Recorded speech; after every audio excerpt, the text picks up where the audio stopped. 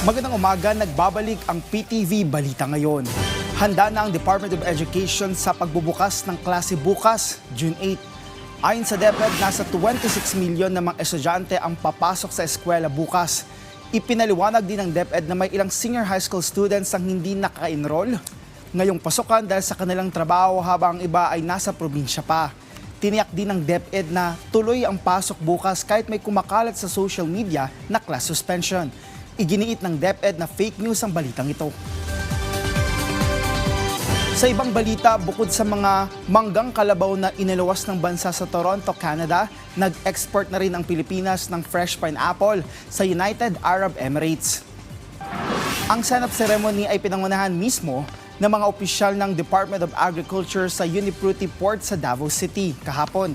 Dadali ng mga pineapple patungong Corfacan Port sa UAE.